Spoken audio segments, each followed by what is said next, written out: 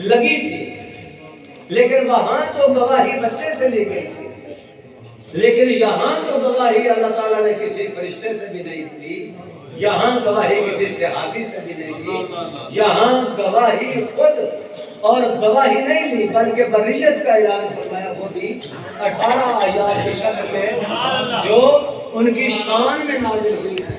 تو عزیزان محترم، اس نبی کو دعائے جلال کی ضرورت کیوں کر ہو سکتی ہے؟ اس نبی کو دعائے جلال کی ضرورت اس لیے نہیں ہے کہ اللہ رب العزت نے کیا ارشاد فرمایا؟ اللہ رب العزت ارشاد فرماتا ہے ان شانئک هو الابتر، سمجھ لگی ہے؟ ان شانئک هو الابتر، اے محبوب آپ کا دشمن ہی جڑ کٹا ہے، آپ کا دشمن ہی۔ حضور علیہ السلام کو انہوں نے تانا دیا تھا کہ آپ کی نرینہ اولاد نہیں ہے، آپ کا ساتھ دادا کوئی نہیں، تو معاذ اللہ جس طرح آج کل لوگ ایک دوسرے کو کہتے ہیں کہ وہ ابتر ہے، اس کا کوئی نہیں ہے جناب، جڑ کٹا ہے، اس کی جڑ کوئی نہیں، تو حضور علیہ السلام کو یہ تان کرتے تھے، تو نبی پاک صلی اللہ علیہ وسلم کی طبیعت اور مزاج پر یہ ناگوار گزرتا تھا۔ تو قرآن پاک میں ہے اے محبوب آپ کو دعائے جلال تو آپ نے فرمائی نہیں، آپ نے دعائے جلال نہیں فرمائی، بلکہ قرآن پاک فرماتا ہے ان شانئک هو الابتر، اور حضور علیہ السلام کا دشمن قیامت تک جڑ کٹا ہوگا، اور اس کی ایک بڑی دلیل ہے کہ آپ کے سامنے ہے، حضرت امام علی مقام کا خاندان جو نواسہ رسول صلی اللہ علیہ وسلم ہے، آپ کے نواسے کے خاندان کو یا خاندان نبوت کو انہوں نے تہہ تیغ کیا اور ان کے رفقا کو کیا، تو آج نام حسین کا ہے یا یزید کا ہے؟ چاہیے تو یہ تھا کہ یزید کا نام ہوتا، لیکن خالق کائنات کا وعدہ یاد رکھے ان شانئک هو الابتر، یزید کی جڑ کٹ گئی لیکن حسین اور نبی کی جڑ باقی ہے، اور قیامت تک باقی رہے گی۔ کیوں باقی رہے گی؟ دیکھیے حضور علیہ السلام نے فرمایا، یہ بھی فرمانا ترکت فیکم الثقلین، وہ تو بھاری چیزیں، وہ تو اپنے ظاہری حیات مبارکہ میں جس کا اعلان فرما کے گئے کہ میں آپ میں یہ دو چیزیں چھوڑ کے جا رہا ہوں، کتاب اللہ و عترتی، کتاب اللہ و سنتی، تو عطرت بھی چھوڑ کے جا رہے ہیں، اور پھر قیامت تک کے مسلمانوں کے لیے قرآن پاک میں جو اجر، رسالت کا جو اجر مانگا گیا، قل لا اسألکم علیہ اجرا الا المودۃ فی القربى، اگر حضور کی قرابت نے نہیں رہنا تھا تو اجر آپ سے کیوں مانگا؟ یہ تو قرآن کی نصوص سے گواہی ہے کہ حضور علیہ السلام کی جڑ قیامت تک رہے گی، حضور اور حضور کی آل اور حضور کے صحاب کی جڑیں دنیا میں کٹ جائیں گی، بے شک یہ ناکام و نامراد دنیا سے جائیں گے۔ اس لیے عزیزان محترم، ان کے اوپر ہاتھ اٹھانے والا کوئی نہیں، پس مرگ ان کے لیے کوئی دعا کا اہتمام کرنے والا نہیں۔ جس دعا کا اہتمام کیوں کریں؟ جس دعا کا اہتمام کرنا ہم باعث سعادت سمجھتے ہیں، یہ دعا کو اپنی زندگی میں ہی وہ کارآمد قرار دے چکے اور دعا سے بڑی ذمہ ہو چکے کہ ہمیں دعاؤں کی ضرورت ہی نہیں۔ لہذا اللہ تعالیٰ نے یہ جو سلسلہ ہے یہ بھی ان کے ذمہ ڈال دیا کہ خود اپنی تباہی اپنے ہاتھوں سے کرے۔ اللہ تعالیٰ جسے ہدایت دیتا ہے اسے اچھے راستے کی طرف گامزن فرماتا ہے، اور جس کی بربادی اسے مقصود ہوتی ہے اس کے اعمال کے سبب سے اللہ تعالیٰ اس کو وہ راستہ اچھائی والا نہیں دکھاتا، بلکہ اسے راستہ وہ دیتا ہے جو تباہی اور بربادی والا ہے۔ تو یہ اپنی زندگی میں ہی دعاؤں کا خاتمہ کر چکے۔ یہ کہتے ہیں دعا کہاں لگتی ہے؟ تو ظاہر مرنے کے بعد کون دیر کو پھر کے لیے مانگے گا؟ ہم تو ساری عمر یہ کہتے رہے کہ نہیں بھائی دعا مانگو، اس لیے کہ اللہ تعالیٰ نے دعا نماز میں رکھی، اللہ تعالیٰ کو محبوب، اللہ کے محبوب کو محبوب، اللہ کے محبوب کے محبوب جو ہیں ان کو محبوب، اور پھر یہ دعا ہے، یہ دعا یہ مغز ہے عبادات کا، یہ دعا یہ نجات کا راستہ ہے، یہ بخشش کی امید ہے، یہ بخشش کا سامان ہے، یہ امت مرحومہ ہے اور قبروں میں جائے گی۔ اور دیکھیں ساتھ لے کے گیا کہ نہیں گیا، لیکن پیچھے سے بھی اس کی مدد جو ہے تائید اور نصرت الہی کی شکل میں، دعاؤں کی صورت میں، جو پہاڑ ہیں مثال ثواب کی شکل میں وہ قبرستان میں قبروں میں جاتے ہیں۔ جو مردے کو دنیا و ماں کے لحاظ سے زیادہ عزیز ہے جو آپ اسے بھیجتے ہیں، یہی حدیث کا مفہوم ہے نا، اس کے سوا تو کچھ نہیں ہے۔ جو میں نے کہا ہے میں نے پنجابی جمع خرچ اردو میں نہیں کیا، یہ وہی ہے جو حدیث کا سبسٹنس ہے، یعنی مجموعہ حدیث کا ہے، یا حدیث کا جو فلسفہ ہے اس کو میں نے عرض کر دیا۔ اب نبی پاک صلی اللہ علیہ وآلہ وسلم جب اللہ تعالیٰ یہ فرماتا ہے نہ شانیہ کا ہوا لمسر، یہ دیکھیں حضور علیہ السلام کے اوصاف و کمالات کی بات ہے نا، یہ تو حضور کی ذات ہے۔ حضور کے دادا محترم کی طرف دیکھ لیں، کس کے پاس گئے ہیں؟ وہ یمن کا وہ متکبر، وہ بادشاہ جو خانہ کعبہ کو گرانے کے لیے حرم سے باہر حدود حرم میں آ چکا ہے، جس کے پاس ہے اس نے متولی کے اونٹ جو ہے پکڑ لیے۔ اس نے کہا آئے چھیڑ خانی کرے، میرے ساتھ بات کرے۔ آپ نے کہا میرے اونٹ ہے تیرے پاس، اس نے کہا تم کعبے کے متولی ہو؟ حضرت عبد المطلب نے کہا ہاں میں متولی ہوں۔ انہوں نے کہا کہ پھر ہمارے ساتھ بات کرو، ہم تو کعبے کو گرانے آئے۔ معاذ اللہ، ہمارا تو یہ مضمون ارادہ ہے، ہمارا تو مقصد یہ ہے، تیری کیا رائے ہے؟ اب کیا کرنا ہے؟ نیگوشیٹ کرنا ہے یا مزاحمت کرنی ہے یا پھر سرنڈر کرنا ہے؟ آپ نے فرمایا تو میرے اونٹ میرے حوالے کر، اونٹ تو ہے میرے، تو میرے حوالے کر۔ اس نے کہا پھر کعبے کا کیا بنے گا جس کا تو متولی بنا پھرتا ہے؟ انہوں نے کہا کہ کعبہ جانے اور کعبے کا والا۔ دیکھو آج محبوب کے دادے اور محبوب کے دادے کا جو گھر تھا جس کا وہ متولی تھا، وہ متبرک، وہ نفوس اور وہ نفس قدسی، وہ جس کا متولی ہے، اس گھر کو بچانے والا آج وہ خود ذات ہے۔ اور پھر حضرت عبد المطلب تو اپنے اونٹ لیے اور چلے گئے۔ بتائیں عبد المطلب اور کعبے کے متولی کا جو دشمن ہے آج جڑ کٹا وہ ہے یا حضرت عبد المطلب ہے؟ حضرت عبد المطلب کی تو اولاد قیامت تک رہے گی، بے شک ان کی نسل تو رہے گی انشاءاللہ، لیکن وہ یمن کا بادشاہ متکبر کدھر گیا؟ یہ یزید کا جو سلسلہ وہ کدھر گیا؟ اس کا تو دعویٰ بھی ایمان کا تھا، لیکن دعوے ایمان کے کرنے سے دعوے قبول نہیں ہوتے۔ دعوے تو ہزاروں دعوے ہماری کچہریوں میں موجود ہیں، لیکن ہر دعویٰ جو ہے وہ صداقت کی منزل نہیں پاتا، ہر دعویٰ سچا نہیں ہوتا، ہر دعوے کے مقدر میں سچائی نہیں ہوتی، ہر دعویٰ جو ہے وہ سچا ثابت نہیں ہوتا۔ مدعی تو بہت سے ہیں، دعوے تو بہت سے لوگوں کے ہیں، لیکن یہ تمہارا دعویٰ ہے کہ تم مومن ہو، لیکن ایمان کے دعوے کو اور مومن ہونے کے دعوے کو ثابت کرنا تمہاری ذمہ داری ہے، اور ثابت کرنے کے لیے حضور کی محبت کا ثبوت اور سرٹیفکیٹ چاہیے۔ اگر حضور کی محبت کا سرٹیفکیٹ نہیں ہے تو یہ دعویٰ محبت قبول نہیں ہے۔ حضور کی محبت کا سرٹیفکیٹ ہوگا تو یہ دعویٰ محبت قبول ہوگا۔ اب عزیزان گرامی قدر، اب قرآن حکیم میں یہ جو حضور علیہ السلام کی حیات کے معاملات ہیں اور پھر حضور علیہ السلام کے حیات ظاہری کے بعد کے معاملات ہیں، فرمایا وَمَا كَانَ اللَّهُ لِيُعَذِّبَهُمْ وَأَنْتَ فِيهِمْ، اللہ عذاب کیسے لائے ان پر؟ اب اس حیثیت میں اگر تھوڑی سی بات پہلے دیکھ لی جائے تو نبی پاک صلی اللہ علیہ وسلم، یہ صحیح حدیث متفق علیہ ہے، نبی مکرم صلی اللہ علیہ وآلہ وسلم نے فرمایا کہ مجھ سے قبل جو زمانے کی یا معاشرے کی جو کیفیت تھی اور جس کو قرآن پاک بھی بیان کرتا ہے وہ ہے حفرۃ النار، وہ تو دوزخ کے کھڈے کی طرف بڑھ رہے تھے، وہ تو چھلانگ لگانے والے تھے وہاں پہ، وہ تو وہاں پہ چھلانگ کے لیے تیار تھے، خودکشی کے لیے تیار تھے، ان قبل لفی ضلال مبین، وہ تو کھلی گمراہی میں تھے۔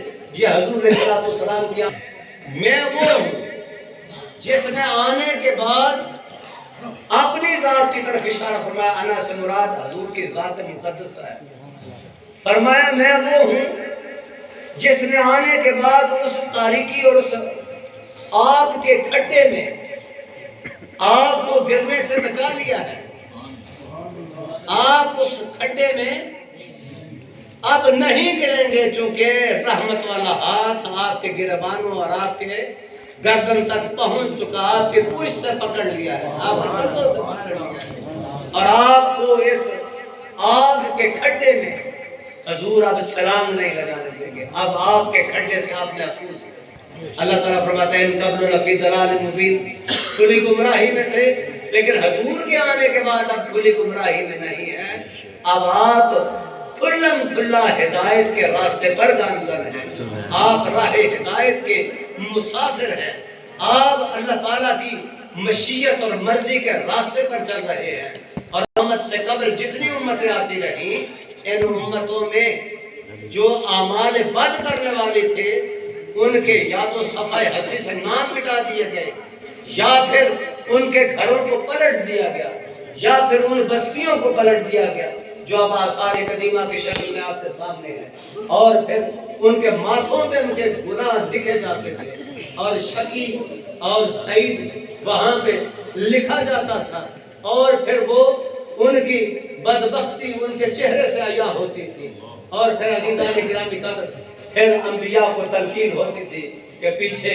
بستی کی طرف مڑ کے نہیں دیکھنا، کیونکہ بستی صفحہ ہستی سے اب مٹ جائے گی، اور مٹ جاتی تھی اور مٹا دی جاتی تھی، لیکن حضور کی آمد کے بعد اب 1400 سال 1500 سال تو کم و بیش ہو چکا ہے، لیکن آپ نے ایسا کوئی سما دیکھا تو نہیں ہے، آپ نے ایسا کوئی ایویڈنس دیکھا تو نہیں ہے، آپ کے پاس ایسی کوئی شہادت یا ثبوت آپ کے پاس تو نہیں ہے کہ کوئی ایسی بستی ہو جو صفحہ ہستی سے مٹا دی جائے، یا جن کے ماتھوں پہ ان کو گناہ لکھ دیا جائے، یا جن کی شکلیں بگاڑ دی جائے۔ کونوا قردۃ خاسئین کا جو کلمہ ہے وہ تو آج تک یہ بتا رہا ہے کہ ہو جاؤ تم پھٹکارے ہوئے بندر، تو بندروں کی جانوروں کی شکل میں ان کو بدل لینا، یہ تو قرآن پاک کی نص اور نصوص سے دلائل سے سند سے ثابت ہے، لیکن حضور کی آمد کے بعد عزیزان گرامی قدر اب جو کہتے ہیں بد دعا دیتے ہیں، تو حضور کی ایک بد دعا بھی، یہ دعائے جلال جو ہے ایک بھی فرما دیتے تو قیامت تک تم میں سے کوئی پیدا نہ ہوتا، حالانکہ دعائے جلال سے پہلے ہی رب کا وعدہ ہے کہ محبوب جس کے دل میں آپ کا بغض اور عناد ہے، جس کے دل میں آپ کا حسد اور آپ کی دشمنی ہے، اے محبوب ہم نے اس کی جڑ پہلے ہی کاٹ دی۔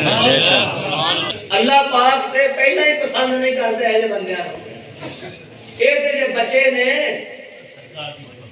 یہ ہے کہ اگر بچے نے سرکار دی جانا بے شک کیوں جدوں فاروق اعظم نے عرض کی تھی یا رسول اللہ صلی اللہ علیہ وسلم دعا فرماؤ، ہاتھ اٹھاؤ انہاں نو اگلے پاسے پہنچائیے، آپ نے فرمایا میں اگلے پاسے پہنچان نہیں آیا، میں تے اگلے پاسے توڑ پہنچان نہیں آیا۔ بے شک یا اللہ انہاں فرما انہاں نو ہدایت عطا فرما، اے مینوں پہچان دے نہیں تے جیڑے عہد بد دعا یا مطلب دعائے جلال یا نیگیٹو سینس دی گل کرتے نے انہاں حضور نو پہچانے۔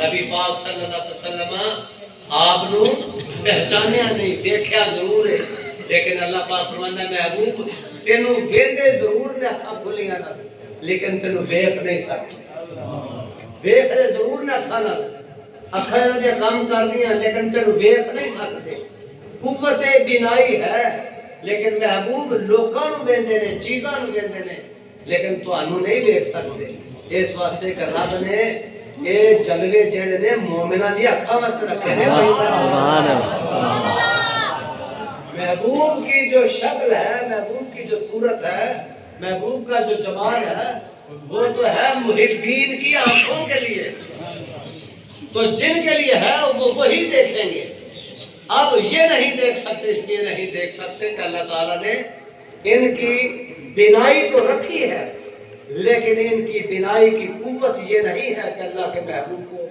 دیکھ لیں. تو جو اللہ کے محبوب کو نہیں دیکھتے وہ بے علم ہے اور کم علم ہے. اور پھر تیسرا درجہ ہے لا علم ہے. وہ حضور کے بارے میں ایسی کریمات کے بارے میں بات کرے تو یہ قرآن کی نفی ہے اور احادیث کی نفی ہے. نبی مکرم سرور کائنات صاحب الاوراق علیہ السلام آپ کا دعا کے لیے ہاتھ اٹھانا اور لوگوں کے لیے دیکھیں مدینہ منورہ میں آ جائے حضور علیہ السلام کو اذیت دینے میں مکے میں ابو جہل، ابو لہب، عتبہ جیسے، شیبہ جیسے کیا کام تھے. مدینہ منورہ میں آئے عبداللہ بن ابی جیسے منافق اور رئیس المنافقین جیسے جنہوں نے ہر لحظہ ہر پل حضور کی مخالفت اور حضور سے مزاحم ہوئے اور متصادم ہوئے، حضور کے مخالف ہوئے اور کوئی کسر نہیں چھوڑی جنہوں نے حضور کو نقصان پہنچا دیا مسلمانوں کو تقسیم کرنے میں. لیکن نبی مکرم صلی اللہ علیہ وسلم آپ نے تو کسی کے لیے دعا نہیں فرمائی کہ دعائیں جلال فرما دیں. عبداللہ بن ابی جو ہے وہ نیست و نابود ہو جائے، وہ جہل نیست و نابود ہو جائے. لیکن حضور نے تو دعائیں مانگی ہیں، حضور نے دعائیں مانگی ہیں. لیکن دعا کا اثر اس کے لیے ہوگا جس کے دل میں تھوڑی سی بھی محبت حضور کے لیے یہ فاروق اعظم کے دل میں محبت ہی ہے تو وہ دعائے رسول مراد رسول ہے. لیکن اس کی توجیہ اور وجہ کیا ہے؟ اس کی توجیہ کیا ہے کہ یہ دعا وہاں قبول ہوئی ہے باقی جگہ کیوں نہیں ہوئی؟ اللہ تعالیٰ نے جہاں حضور کی محبت کی نرمی اور گداز جس دل میں پیدا کیا ہے، یہ گداز کہاں سے پیدا ہوا تھا؟ یہ تو ان کی بہن کے گھر میں پیدا ہوا تھا. اگر وہ وہاں نہ جاتے تو وہ تو حضور علیہ السلام کو شہید کرنے کے لیے آئے تھے، وہ تو حضور کا سر انور لینے کے لیے آئے تھے. لیکن سر انور کیسے لیتے؟ وہ تو سر دینے آ رہے تھے کہ سر لانے آ رہے تھے. لیکن وہاں جہاں سے دل سخت تھا، جہاں دل سخت تھا وہاں سر لینے کی باتیں کرتے تھے. اور جب قرآن اپنی بہن سے سنا تو دل میں ہوئی نرمی. تو جب دل ہوتا ہے نرم تو پھر وہی دعائے رسول ٹھک کر کے جاتا ہے. سبحان اللہ. اور وہ دعائے رسول مراد رسول بن کر سیدھا سر لینے والا سر دینے جا رہا ہے. یہ وہ کیفیت ہے جہاں حضور کی دعائیں لگتی ہے. تم تھوڑا دل کو نرم تو کرو حضور کی محبت کے لیے. دیکھو پھر حضور کی محبت اثر کرتی ہے. جن کے دلوں میں حضور کی محبت اثر کرتی ہے عزیزان محترم، وہ تو کفرستان سے نکل کر سیدھا ایمان کی وہ سلطنت میں آ بسے ہیں، اللہ کی توحید کے دامن سے وہ وابستہ ہوئے ہیں. تو یہ نبی مکرم صلی اللہ علیہ وسلم کی ذات اقدس ہے. حضور کی آمد سے پہلے جو معاشروں کی کیفیات تھی، جو معاشروں کے حالات تھے، جو امتوں کے احوال تھے، وہ تو ہمیں قرآن یہ بتاتا ہے کہ وہاں تو خیر نام کی کوئی چیز نہ تھی، وہاں تو عذاب ہی عذاب ہے، عذاب ہی عذاب ہے. لیکن جہاں حضور کی امت کی باری آتی ہے تو فرمایا نہیں وما کان اللہ لیعذبہم وانت فیہم. اور یہ جو ہم ہے یہ جمع کی جو ضمیر ہے یہ کب تک ہے؟ علماء و محدثین فرماتے ہیں اس میں حضور کا صحاب ہی شامل نہیں ہے، اس میں حضور علیہ السلام کے زمانہ کے مومنین شامل نہیں ہیں. حضور جب تشریف لائے ہیں تو حضور تو ان کے درمیان کیوں نہ ہوں؟ حضور تو ہر بندہ مومن کے دل میں ہے. سبحان اللہ. حضور ان میں نہیں ہے، حضور ان کے دل میں ہے. ان کے دل میں جو بستا ہے وہ تو محبوب ہے. اور جس دل میں محبوب کی جلوہ گاہ ہو عزیزان گرامی قدر وہ کبھی دوزخ کی طرف نہیں جائے گا. کیوں؟ یہ میں نے پرسوں بھی کہا تھا. حضور فرماتے ہیں کریم علیہ السلام مجھے حکم ہوگا، عبادہ بن ثابت رضی اللہ تعالیٰ فرماتے ہیں مجھے حکم ہوگا. حضور فرماتے ہیں جس کے دل میں تھوڑا سا بھی ایک رتی برابر بھی جس میں ایمان جس کے دل میں ہے آپ دوزخ سے نکال کر اس کو جنت کی طرف لے جائیں. اور قرآن پاک کی وہ معروف آیا مبارکہ جو آیت الکرسی کا حصہ ہے، من ذا الذی یشفع عنده الا باذنہ۔ عزیزان گرامی قدر، اگر حضور علیہ السلام کی رحمت کا حوال پوچھنا چاہتے ہو تو اپنی ماں کے قدموں کی طرف چلے جاؤ، جہاں فرمایا جنت تحت اصحاب الانہار، جنت ماؤں کے قدموں تلے ہے۔ تو عزیزان گرامی قدر، جنت ماں کے قدموں تلے رکھنے والا یہ ہمارے آقا مولا کے ساتھ ہے۔ بے شک اس سے پہلے تو ان ماؤں کو یہ مقام نہیں حاصل تھا معاشرہ۔ یہ اولاد جو ہے، اکرموا اولادکم، اپنے اولاد کی تکریم، وہاں وبالوالدین احسان کی بات ہے، یہاں اکرموا اولادکم، اپنے اولاد کی تکریم، عزت کا خیال والدین کو بھی رکھنا چاہیے۔ ہاں جی، یہ بھی ہمیں خیال گھروں کا کتا بلا کر کے نہیں بنانا چاہیے تھا۔ ساڑھے کئی پنجابی سے بندے نے وہ تو سدھا گال کاٹ کے اندر کہنے میں فخر محسوس کر سکے اور تجھے اپنا آئیڈیل اور رول ماڈل بنائے، کہے کہ یہ ہے ہمارا باپ جو شائستگی اور تہذیب کا علمبردار ہے، جو محبوب کی تعلیم کا پیروی کرنے والا ہے۔ یہ نہیں ہے کہ وہ کل بھی گنوار تھا آج بھی گنوار ہے۔ حق ہم دیتے ہیں اس کو، لیکن اس حق کو وہ اپنے لیے بہتر نہیں، اس کو جو قدرت نے حق دیا ہے، فطرت نے حق دیا ہے، جو نبی پاک صلی اللہ علیہ وسلم نے اس کے ذمہ جو تفویض کیا ہے کہ اپنی اولاد کو عزت دو تاکہ وہ تمہیں بھی عزت دیں اور تم اپنی عزت کو لیجٹمائز کر سکو، اس کی جسٹیفیکیشن دے رہے ہیں۔ اب حضور علیہ السلام کی آمد سے پہلے تو معاشروں کی یہ کیفیت ہے۔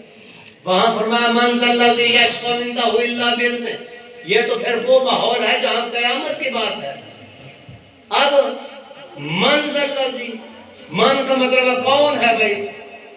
کوئی ہے، وہ کون ہے جس کو اذن شفاعت ہو؟ اب دیکھیں ایک بات ہے، یہاں پہ مسئلے کی بات ہے۔ مسئلہ یہ ہے کہ جو لوگ کہتے ہیں کہ کل قیامت کو کوئی کام نہیں آئے گا، اس کا شان نزول اٹھا کے دیکھیں آیت الکرسی سے آیت کا، من ذا الذی یشفع عنده الا باذنہ۔ کافر کہتے تھے کہ بت جو ہیں وہ ہماری سفارش کریں گے، اللہ تعالیٰ نے فرمایا بت سفارش نہیں کریں گے۔ من ذا الذی یشفع عنده، کون شفاعت کرے گا اللہ کے ہاں؟ الا باذنہ، مگر وہ جن کو اذن ہے، جو معزونین ہیں، جو معزونین ہیں، جن کو اذن مل چکا، جن کو حکم ہوگا، وہ یہ نہیں ہے جو تم کہتے ہو بت۔ لیکن اللہ تعالیٰ نے یہ نہیں فرمایا کہ من ذا الذی یشفع، کون ہے جو کرے گا؟ کوئی بھی نہیں کرے گا، نہیں، فرمایا الا باذنہ، یہ نہیں شفاعت کریں گے، سفارش یہ نہیں کریں گے، ہاں کریں گے مگر یہ کریں گے کون؟ انبیاء، ملائکہ، مومنین، لیکن بت سفارش نہیں کریں۔ تم اپنی مرضی سے سفارشی نہیں لا سکتے، اللہ کی مرضی کے سفارشی لانے پڑیں گے، ٹھیک ہے جی؟ اللہ کی مرضی کے جو سفارشی ہیں، اللہ کی مرضی کون سی ہے؟ وہ انبیاء کے لیے ہے، وہ ملائکہ کے لیے ہے، وہ مومنین کے لیے ہے۔ بندہ یہ کہا تھا بڑا بڑا بڑا سونا، یہ میری سفارش کرے مجھے ہوگا، سب سے پہلے سجدے سے سر اٹھانے کا حکم مجھے ہوگا۔ تو یہ تمام حضور کے مقام قبولیت ہے، مقبولیت ہے۔ یہ حضور علیہ السلام کی بارگاہ الوہیت میں مقبولیت کا مقام ہے کہ حضور بارگاہ الہی میں مقبول ہے۔ اور پھر نبی پاک صلی اللہ علیہ وسلم کی بہت سی احادیث ایسی ہیں جس میں حضور کی شفاعت کا ذکر بطور خاص ہے۔ قیامت کے دن جب بدلے لینے کی بات ہوگی، اب حضور مومنین کے لیے شفاعت فرمائیں گے۔ اب دنیا میں بھی حضور نے، یہ بخاری شریف کی حدیث متفق علیہ ہے، حضور نے کسی سے بدلہ نہیں لیا، کسی سے حضور نے انتقام نہیں لیا۔ جس نے ساری زندگی اپنی ذاتی انتقام جو ذات سے متعلق ہے، ذاتی انتقام کسی سے نہیں لیا، وہ مسلم ہو یا غیر مسلم ہو، حضور نے انتقام نہیں لیا۔ یہ تو حدیث ہے۔ جب حضور نے انتقام نہیں لیا تو حضور بددعا کیسے کرے؟ یہ بددعا کا جو تصور ہے، یہ دعائے جلال کا جو تصور ہے، یہ تیرا خود ساختہ ہے، اس کا مطلب ہے تو نبی کو نبی رحمت نہیں مانتا، حضور علیہ السلام کو رؤوف رحیم مومنین کے لیے نہیں مانتا، حضور کے ان صفات سے تو انکاری ہے۔ عزیزان محترم، نبی پاک صلی اللہ علیہ وسلم کے وسیلہ جلیلہ سے اب تیرے مدرسے میں کوئی حافظ بنے تو 7 پشتوں کو جنت میں ڈلوا دیتا ہے حافظ کے وسیلے سے۔ بتا تو ہی یہ جو ہے، یہ حافظ کا جو مقام ہے، یہ کس نے لے کے دیا ہے؟ یہ قرآن کا جو حافظ ہے، یہ 7 جو پشتے ہیں بخشوائے گا، یہ نور کے جو ممبر اس کے والدین کو نصیب ہوں گے، جو کسی اور کو نہیں ملیں گے۔ لوگ پوچھیں گے یہ انبیاء ہیں، شہداء ہیں، اصدقاء ہیں، یہ کون ہیں؟ تو جواب ملے گا جی یہ خود ہی بتاتے ہیں، ہم تو نہیں کہتے، ہم تو اپنے لحاظ سے کہتے ہیں نا، ہم تو قرآن کی بھی مانتے ہیں، صاحب قرآن کی بھی مانتے ہیں، اور قرآن کے احکامات کو بھی مانتے ہیں۔ لیکن تو صاحب قرآن کو نہ مانے یا صاحب قرآن کے اختیار تصرف کو نہ مانے اور امتیاز کو نہ مانے، لیکن قرآن کے امتیاز کو تم مان لے اور یہ کہے جو حافظ ہوگا وہ 7 پشتے جو اس کی وہ بخشوا لے گا اور نور کے جو ممبر ہوں گے والدین کو یہ وہ مقام ہوگا، تو پھر یہ کس کے وسیلے سے ہے؟ یہ جس کے وسیلے سے ہے۔ اگر اس کا یہ قرآن کے حافظ کا یہ مقام ہے جس نے قرآن کو حفظ کیا، لیکن وہ جو صالح العمل ہے، ہمارے محدثین اور